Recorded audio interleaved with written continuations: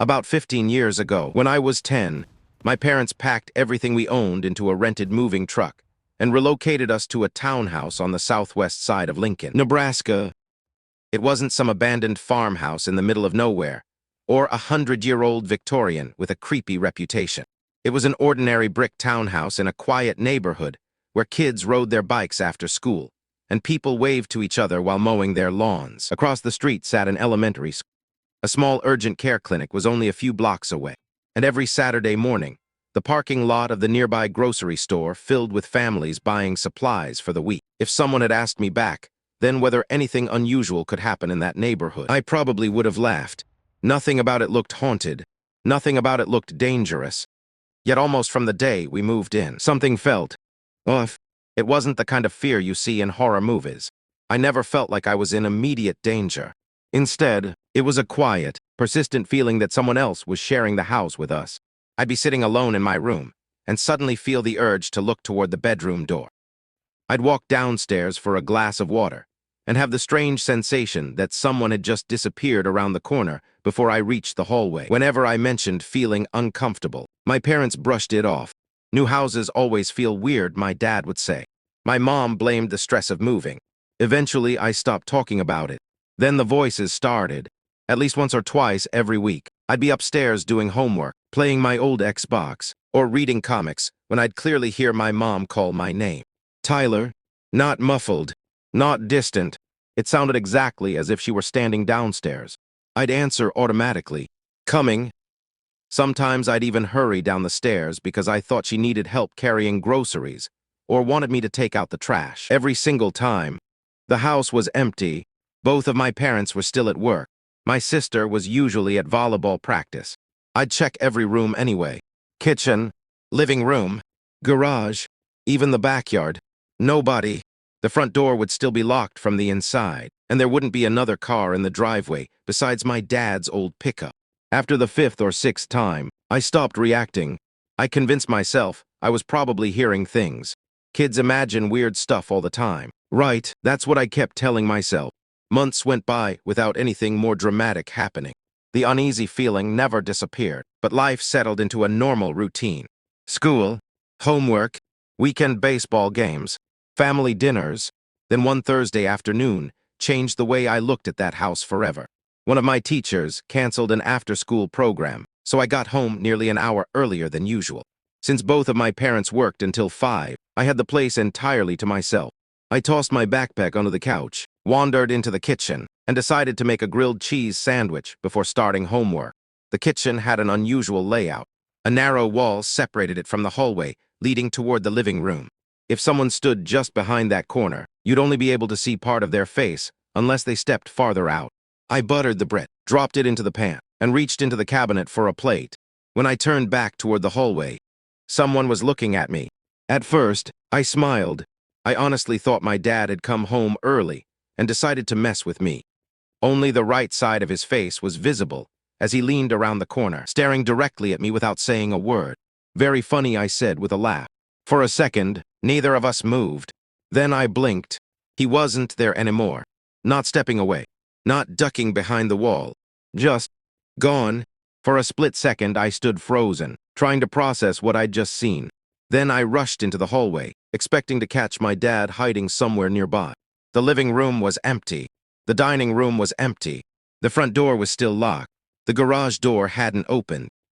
There wasn't a single sound anywhere in the house besides the sizzling sandwich still cooking behind me. I searched every room twice before finally stopping in the middle of the hallway, completely confused. That's when I remembered the eyes. They had looked almost exactly like my father's. The more I thought about it, the stranger that face became.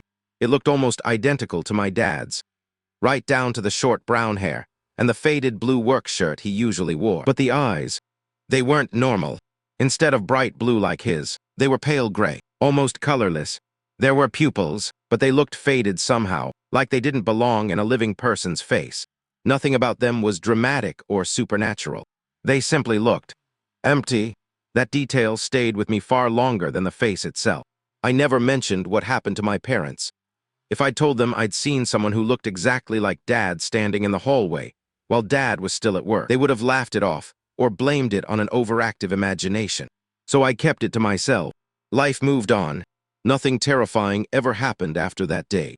There were no objects flying across rooms, no doors slamming on their own, no shadow figures standing at the end of my bed. Instead, it was always the little things. Every week or so, I'd still hear someone quietly call my name when nobody else was home.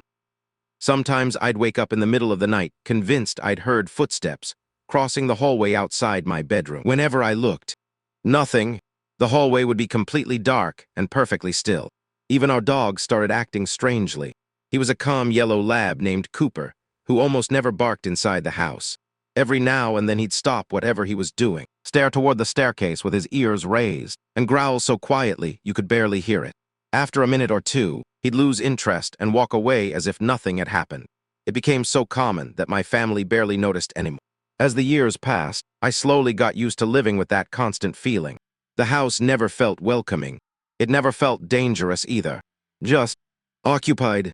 I graduated from high school, left Lincoln to attend college in Kearney, and eventually built a life of my own. Once I moved out, I rarely thought about the townhouse again.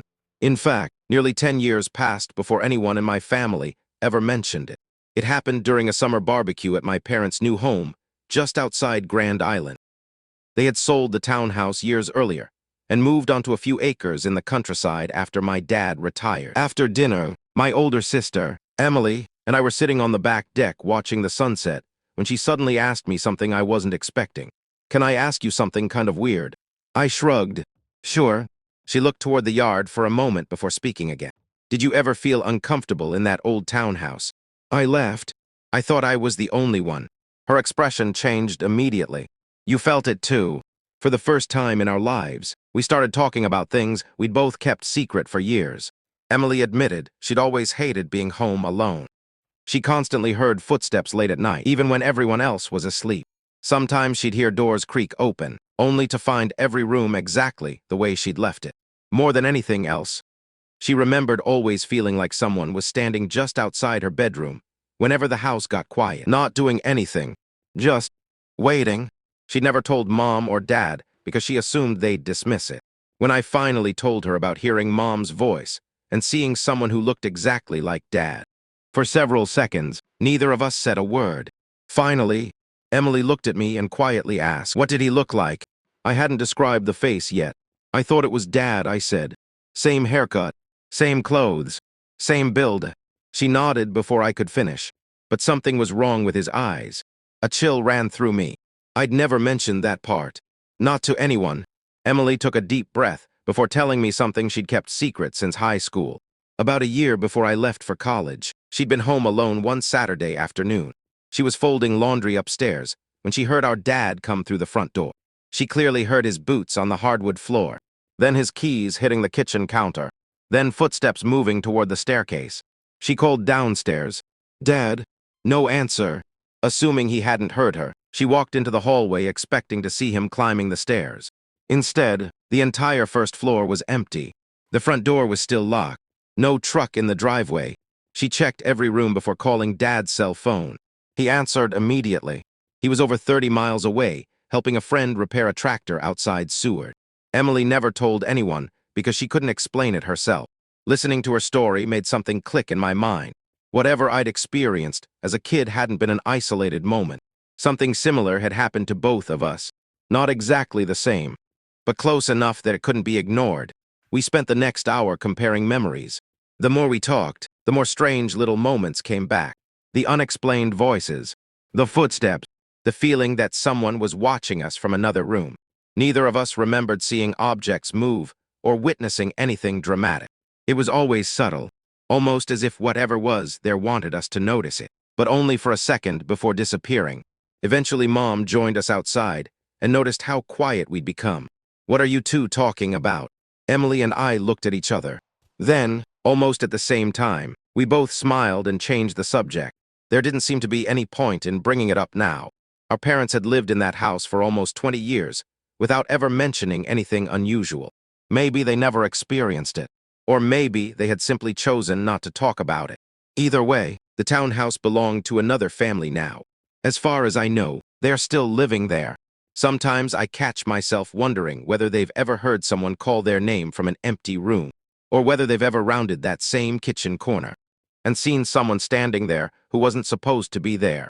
I've thought about driving past the place more than once, not because I want answers, mostly because I wonder if the house still has that same heavy feeling it did when we lived there. Part of me hopes it doesn't, because if it does, someone else is probably lying awake at night, convincing themselves they're just imagining things. A few years later, my wife, Sarah, and I bought our first house just outside Omaha, Nebraska. It wasn't old by any means. The neighborhood had only been built about 15 years earlier, and every house looked nearly identical. Fresh siding, clean sidewalks, trimmed lawns. It was the kind of place where neighbors left garage doors open while they worked outside. Nothing about it reminded me of my childhood home. At first, everything was completely normal. We settled in quickly. Our 2 kids started school nearby, and before long the house felt like home. Since I work remotely as a graphic designer, I spend more time inside the house than anyone else. After a few months, I could recognize every little sound it made. I knew which stair creaked. I knew exactly how the furnace sounded when it kicked on. I even knew the noise the refrigerator made before the ice maker dropped another batch of cubes. That's why the first strange incident caught my attention immediately. One evening, after putting the kids to bed, Sarah stayed downstairs to clean the kitchen while I headed upstairs to our bedroom. I climbed into bed, turned off the lamp, and started scrolling through my phone. A minute later, I heard the bedroom door open. Soft footsteps crossed the carpet. Then the mattress shifted.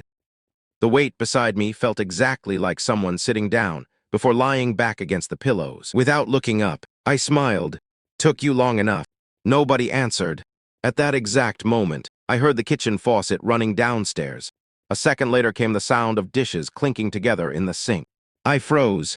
There was absolutely no way Sarah could still be cleaning the kitchen while sitting beside me in bed. My heart immediately started racing. Slowly, I turned my head. The other side of the bed was empty. The blankets were perfectly smooth. There wasn't even a slight indentation in the mattress. I sat there staring for several seconds before calling downstairs. "Sarah?" What she answered, "Are you still in the kitchen?" "Yeah." "Why?" I didn't know what to say. Finally, I just shrugged it off. "Never mind." When she came upstairs a few minutes later, I asked if she'd come into the bedroom before finishing the dishes. She looked confused. "I haven't been upstairs since you came up." I laughed it off and blamed it on being tired. After all, I'd been working long hours that week. It had to be exhaustion. At least, for almost a year after that, nothing unusual happened. Every now and then I'd think about that night, but the memory slowly faded. Life got busy. The kids had soccer practice. Sarah picked up extra shifts at work, and I buried myself in deadlines. Whatever I thought I'd felt on the bed became just another strange story with no explanation. Then, one Friday night, everything changed. It was just after 11. The house was quiet. The kids had been asleep for nearly an hour, and Sarah and I were already in bed watching TV when a loud crash echoed from downstairs. It wasn't a small noise. It sounded like something heavy had been dragged across the hardwood floor. We both sat upright at the same time. Earlier that evening, our youngest son had left his scooter near the bottom of the staircase. The sound matched it perfectly. I immediately assumed someone had broken into the house.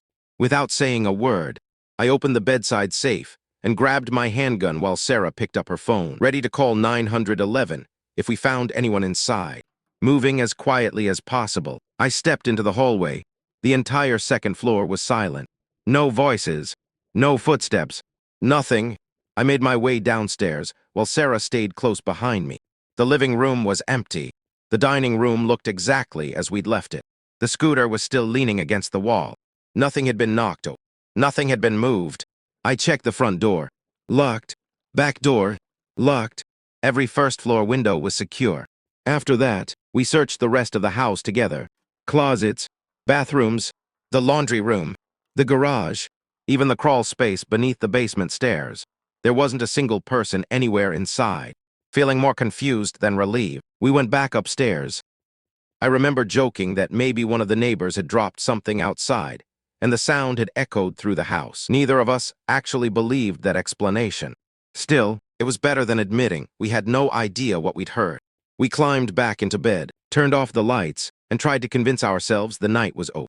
It wasn't. Less than 5 minutes later, we both heard footsteps. Slow, heavy, deliberate. Someone was climbing the staircase, one step at a time. Each footfall sounded exactly like an adult wearing sneakers. The sound started at the bottom step, continued to the middle landing, and then reached the top of the stairs, right outside our bedroom door. Then, Sarah and I stared at each other without saying a word. We had both heard it. There was no mistaking the sound. Someone had walked all the way up the stairs and stopped only a few feet from where we were sitting. I tightened my grip on the pistol and slowly opened the bedroom door. The hallway was empty. No movement, no shadows, no doors closing, just complete silence. I stepped toward the staircase, expecting to hear someone running back downstairs. Instead, every light remained exactly as we'd left it. The kids' bedroom doors were still closed. Neither of them had woken up. I checked their rooms first. Both were asleep. Our oldest was stretched out across the bed, with a book still lying open beside him. Our youngest hadn't moved at all. Whatever we'd heard wasn't one of the kids wandering around the house. Sarah whispered, "Did you actually see anyone?" I shook my head. No. We searched the entire house again. Every closet, every bathroom, under every bed. I even looked inside the attic access above the hallway, convinced someone might somehow be hiding there. Nothing. There wasn't a single indication that another person had been inside. After nearly 20 minutes of checking every room, we finally gave up. Neither of us wanted to admit how shaken we were. Instead, we left every downstairs light on and returned to bed. Before closing the bedroom door, I locked it, not because I thought it would stop anyone. It simply made me feel a little safer. As one final precaution, I closed the child's safety gate at the top of the staircase. The plastic latch made a loud snapping sound as it locked into place. If somebody comes upstairs again, I joked nervously, "At least we'll hear this thing." Sarah forced a smile. Neither of us laughed. Almost half an hour passed. The house was completely still. I had just started drifting off when another sound echoed through the hallway. A low mechanical humming. At first, I thought it was coming from outside. Then it grew louder. I immediately recognized it. "My workshop," I whispered. The room I used as a home office also contained my laser engraver and a small woodworking bench. The machine had a powerful exhaust system that sounded like a shop vacuum whenever it was running. There was only one problem. I hadn't turned it on. In fact, I hadn't even used it in nearly 3 months. I got out of bed and walked toward the office. Before I even reached the door, I could hear the ventilation fan running at full speed. When I stepped inside, both the engraver's internal cooling fan and the external exhaust system were blasting, as if someone had just started a project. The machine itself was sitting idle. No lights, no display, just the fans roaring. I unplugged everything immediately. Then I stood there for several seconds, staring at the silent machine. The rest of that night passed without another sound. Neither Sarah nor I slept much. Every little noise made us sit up and listen. The furnace turning on, the refrigerator cycling, even the wind brushing against the siding made my heart race. By sunrise, we both felt ridiculous. Once daylight filled the house, everything looked perfectly normal again. Over breakfast, we went through every logical explanation we could think of. Maybe there had been a power surge. Maybe the laser engraver had some kind of electrical fault. Maybe we'd both misheard the footsteps because we were already on edge after the loud crash downstairs. None of those explanations fit all three events together. The machine shouldn't have powered the fans without someone pressing the physical controls. The footsteps had been too clear, and we both heard them. Over the next week, I inspected every inch of the house. I checked every window lock, installed new batteries in every smoke detector and carbon monoxide alarm. I even hired an electrician to inspect the wiring around my workshop, convinced there had to be some hidden electrical issue. He spent nearly 3 hours going through the circuits. When he finished, he shrugged. "Everything looks good. No damaged wiring, no overloaded breakers, no signs of short circuits." According to him, the electrical system was in excellent condition. That answer should have made me feel better. Instead, it made me even more uncomfortable. A few days later, I happened to meet one of our neighbors while bringing the trash cans back from the curb. He'd lived on the street for over 20 years and remembered every family that had owned our house. During the conversation, he casually mentioned something that caught my attention. "You know," he said, "the last owners moved out pretty suddenly." I asked what he meant. He shrugged. "Not sure. One day they were talking about remodeling the kitchen. A couple months later, the house was on the market. Did something happen? No idea. He laughed. I figured maybe they got a better job somewhere. That was it. No stories about crimes. No rumors about anyone dying in the house. Nothing that explained why they had left so quickly. Still, the timing stayed in the back of my mind. Later that evening, I mentioned the conversation to Sarah. She didn't seem interested. I don't think knowing why they moved would change anything. She was probably right. Even if they'd experienced something unusual, it wouldn't explain what we'd heard. Over the next month, life slowly returned to normal. The kids started another school year. Work got busy. The strange night became something we talked about less and less. Then, just when I thought whatever had happened was behind us, one small detail made me question everything again. I was reviewing footage from one of the new security cameras we'd installed inside the house. Not because anything had happened, just because I wanted to make sure they were working correctly. For hours, the recording showed exactly what you'd expect. Empty rooms, sleeping kids, nothing unusual. Then, at 2:17 a.m., the timestamp caught my attention immediately. 2:17 a.m. That was almost the exact time, Sarah, and I had heard the footsteps on the stairs. I expected to see someone walking through the hallway. Instead, the recording looked completely ordinary. The downstairs lights were off. The living room was empty. Nothing moved. I let the footage continue playing. 1 minute passed, then another. At first, I thought I'd imagined seeing something. I rewound the video, played it again. This time I noticed it. The motion sensor hadn't activated. The camera never detected movement. But for less than 2 seconds, something changed. The image became slightly darker, almost as if someone had walked directly in front of the lens, without actually blocking it. The exposure adjusted for a split second. Then everything returned to normal. No figure appeared. No shadow crossed the room. Just a brief change in brightness that shouldn't have happened. I checked the recordings from the other cameras. The kitchen camera showed nothing unusual. The one facing the garage was completely normal. The hallway camera upstairs, however, showed the exact same thing. At 2:17 a.m., the picture dimmed for about a second before returning to normal. Again, no motion alert, no visible person, no explanation. I spent nearly an hour going through settings, convinced it had to be some kind of software glitch. Maybe the infrared lights had adjusted automatically. Maybe the cameras had briefly synchronized during a firmware update. I searched online for similar issues. Some people described random exposure changes at night. Others blamed insects flying close to the lens. None of those examples looked like what I was seeing. What bothered me wasn't the darkening itself. It was that 2 indoor cameras in different rooms changed at the exact same moment. The next morning I showed Sarah. She watched both clips without saying anything. Finally she shrugged. Maybe it's just the cameras. You really think both did the same thing at exactly the same second? I'd rather believe that than anything else. I couldn't argue with her. Honestly, I wanted to believe the same thing.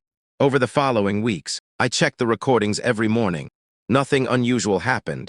No more strange changes. No unexplained sounds. No footsteps.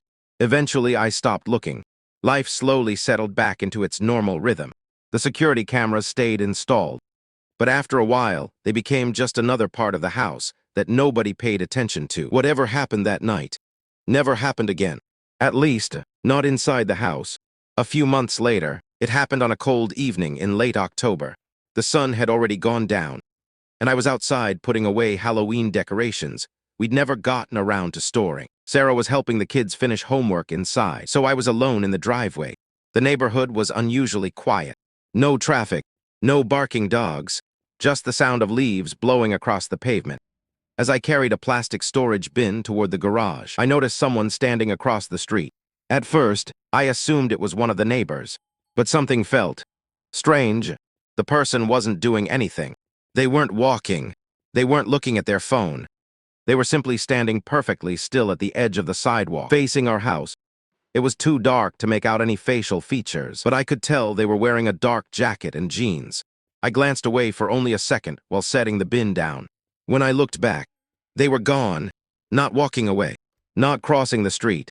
Gone. I immediately stepped into the driveway, expecting to see them farther down the block. The street stretched in both directions, completely empty.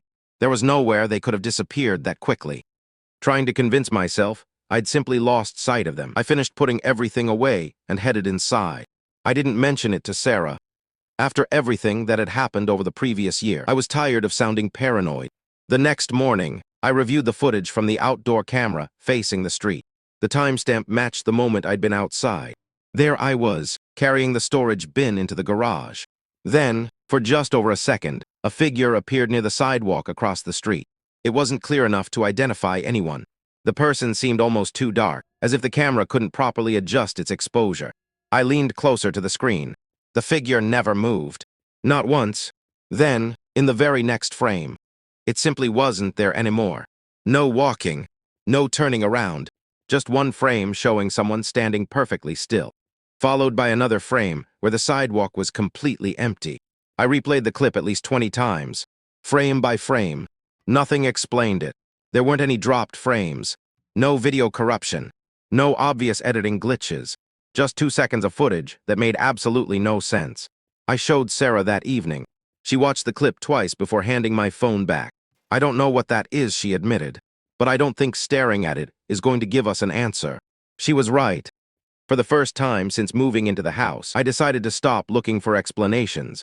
I stopped checking the security cameras every morning. I stopped reading online forums. I stopped trying to connect unrelated events into one bigger mystery. Life became much easier after that. Months turned into a year. Nothing unusual ever happened again. The footsteps never returned. The voices were gone. The cameras never recorded another unexplained moment. Maybe every strange event had a perfectly ordinary explanation that I simply couldn't figure out. Or maybe some experiences are never meant to make sense. Either way, I learned something from both houses I've lived in. Sometimes the most unsettling experiences aren't the loud, dramatic ones. They are the quiet moments that leave just enough doubt for you to question your own memory. And honestly,